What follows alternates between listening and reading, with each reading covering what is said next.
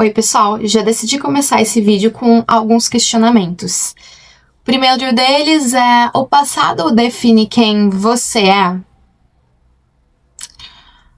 Segundo, você já parou para pensar se é seu passado que está decidindo o seu presente? Será que tudo o que aconteceu no nosso passado determina quem nós somos hoje? Ou será que, apesar de tudo o que nós vivemos, ainda existe uma escolha? Esses questionamentos foram pensados a partir da leitura do primeiro capítulo deste livro, que se chama aqui, ó, A Coragem de Não Agradar. E eu resolvi trazer não um resumo, mas sim uma resenha. Então seria um resumo acrescido da minha interpretação, da minha opinião, da minha reflexão. Eu não sou psicóloga, muito menos filósofa.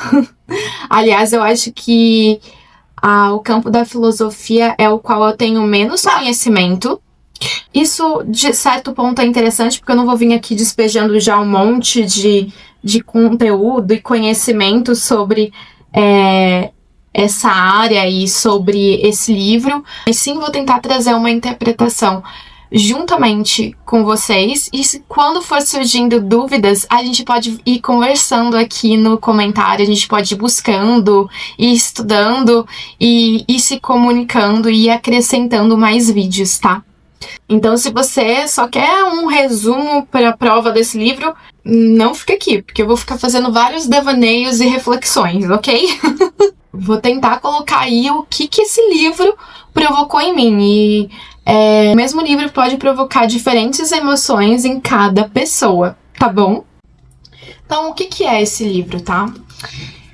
Novamente, o título dele é A Coragem de Não Agradar. Existe um subtítulo que é: Como a filosofia pode ajudar você a se libertar da opinião dos outros, superar suas limitações e se tornar a pessoa que deseja. Esse livro foi escrito por Ishiro Kimishi e Fumitaki Koga, que são japoneses. Ele já vendeu aqui, ó, mais de 3,5 milhões de cópias. E o interessante é que esse livro, ele praticamente vai se basear em ideias da psicologia adleriana. Outra coisa interessante é que ele não é escrito de uma forma tradicional de livros de psicologia, pelo menos alguns outros que eu li. Ele é escrito na forma de diálogos entre um jovem e um filósofo. E o filósofo, ele, aqui nesse livro, vai ser quem apresenta as ideias de Adler, enquanto o jovem vai ser uma espécie de estudante que se questiona sobre a vida, que se questiona sobre a felicidade dentro da vida, se questiona sobre ter que se encaixar dentro de um padrão de sociedade, dentro das expectativas de outras pessoas. Então, assim, é a segunda vez que eu tô lendo esse livro, e só que dessa vez eu tô lendo ele de uma forma que eu tô, assim, anotando e realmente me debruçando em cima de alguns trechos. E antes de olhar o capítulo 1, só de olhar a capa, eu já fiquei devaneando. Aqui eu tenho uma linha, e dentro dessa linha eu tenho passarinhos na cor de escala de cinza, né? E eles estão um ao lado do outro, quase que tentando se encaixar aqui, encontrar um espaço para caber. Enquanto existe outro passarinho colorido aqui, praticamente aqui ele tá sozinho, né? Então isso já me faz questionar, né? O quanto às vezes a gente tenta se espremer para caber num num padrão de vida, num padrão de sociedade, numa expectativa do outro, mas a gente vai entender que esse passarinho, diferente de todos os outros, não significa algo ruim, muito pelo contrário. Significa estar vivendo aí dentro do que você acredita, sendo autêntico, sendo você mesmo. Então, só a capa já conversa com o título, né? Então, uma das primeiras discussões desse capítulo é a diferença entre a visão de Adler e Freud. O livro ele apresenta essas duas formas de você enxergar para aquilo que determina o nosso comportamento, tá? E de uma maneira bem simplificada, o Freud, ele se baseia na etiologia, que seria na causa, ou seja, você é quem você é hoje com base no que te aconteceu no passado, com base nos traumas e experiências que você teve no seu passado. Enquanto o Adler, ele vai se basear na teleologia, tá? E a teleologia, ela vai tentar procurar uma finalidade e um propósito. Então, em vez de você olhar apenas para aquilo que te aconteceu no passado, o Adler propõe você olhar para metas do seu presente, do seu hoje. Vou te dar um exemplo. Uma pessoa diz que evita falar em público porque quando ela era criança, ela foi muito humilhada.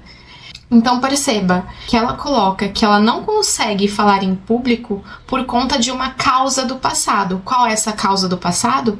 Eu fui humilhada quando era criança. Então isso é buscar uma causa, buscar uma etiologia para explicar o que você é ou faz hoje. Agora, para o Adler, ele perguntaria para você de uma outra forma. Qual é a finalidade de você evitar falar em público hoje? E talvez uma das respostas seria evitar a rejeição, evitar o risco de errar, talvez seja evitar críticas. Perceberam aí a diferença? Isso não significa ignorar totalmente o seu passado. Significa não transformar o seu passado em uma sentença para o seu futuro. Vou para o primeiro trecho do livro para a gente discutir. Olha lá. Quando nos concentramos apenas na causa do passado e tentamos explicar os fatos do presente com base na relação entre causa e efeito, o resultado é o determinismo. Daí, continuando, se isso é verdade, nosso presente e nosso futuro são inalteráveis. Essa parte me fez parar para pensar. Se tudo aquilo que aconteceu comigo no passado determina o que eu sou hoje, então o quanto eu realmente posso mudar? Porque se o passado já decidiu tudo, o que sobra para eu fazer? É justamente aí que entra a proposta de Adler. A proposta do Adler é o passado, os traumas, as suas experiências vividas no passado têm influência sobre você. Mas o sentido que você dá para esse trauma e para sua experiência é autodeterminante. Essa frase, ela me chama muita atenção. Ela não está dizendo que a nossa experiência não importa. Elas importam. Os nossos traumas importam. Eles influenciam, sim, quem somos. Mas nossas experiências, né? Nossa família, o lugar onde nascemos, o país onde nascemos, as pessoas que nós conhecemos, tudo isso tem influência sobre nós. Mas a proposta é: a influência existe, mas ela não precisa determinar completamente a nossa vida. O sentido que a gente dá àquilo que vivemos também importa. Então, qual é o significado e a importância que você está dando para esse trauma que você viveu, para determinada experiência que você viveu? Então, será que a gente não pode tentar olhar para as nossas experiências e para os nossos traumas de uma forma diferente, né? Não deixar que ele determine quem a gente é, né? O quanto de livre-arbítrio que a gente tem hoje para tentar transformar e mudar o que somos, né? E o que queremos ser, sem deixar que esse trauma e essa experiência do passado tenha tanto peso assim. Outro trecho que eu vou colocar aqui, que eu li, que eu achei interessante. Vamos lá. Sua vida não é algo que alguém dá a você, mas algo que você próprio escolhe. E é você quem decide como viver. Eu amei esse trecho. Eu amei esse trecho. É uma frase muito forte, né? Porque também ela traz responsabilidade. E traz essa responsabilidade pra você. Pra nós, né? Então, se eu acredito que eu sou determinada pelo que aconteceu comigo, eu posso colocar toda a responsabilidade na minha vida no passado.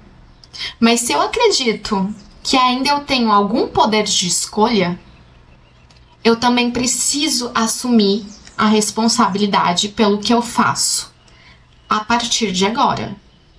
Deu pra entender? Dá um... né? E eu acho assim, isso é libertador, mas também é desconfortável. Porque significa que eu não posso simplesmente esperar que alguma coisa externa mude a minha vida. Daí eu comecei a refletir sobre... É por isso que as pessoas têm medo de mudar. Têm medo de se transformar. Às vezes uma pessoa ela tá insatisfeita com a própria vida, reclama do emprego, reclama da rotina, reclama que não tem tempo, reclama que não consegue fazer aquilo que gostaria de fazer, reclama que não consegue ter um hobby, mas ela continua no mesmo lugar. E ela só continua reclamando e continua reclamando das mesmas coisas. E por quê? Porque mudar e transformar exige coragem. E pensa bem, é muito mais confortável você permanecer numa situação que você conhece, e mesmo que ela não esteja sendo boa pra você, você fica nela, porque pra você é melhor estar nela do que enfrentar o desconhecido. Como que eu poderia exemplificar? É como alguém que tem um carro velho, que está cheio de problemas, e ela sabe exatamente os problemas que aquele carro tem, mas trocar de carro vai exigir esforço, vai exigir que ela economize dinheiro, vai exigir um certo planejamento, e para ela, por mais que ela esteja infeliz, ela prefere ficar ali reclamando do carro velho. E isso pode acontecer com diversas áreas da nossa vida. E acho que o conforto nem sempre significa felicidade. Às vezes ele só significa que você se acostumou com aquilo que você conhece. Isso me faz pensar muito, né? Quantas vezes a gente permanece numa situação não porque ela é boa, mas porque ela é conhecida. Aí, uma das partes mais fortes do capítulo é quando ele diz o trecho: podemos dizer que lhe falta coragem de ser feliz. E depois ele completa assim, ó: não tenho coragem suficiente para escolher um novo estilo de vida Em outras palavras, não tenho coragem para ser feliz e por isso sou infeliz.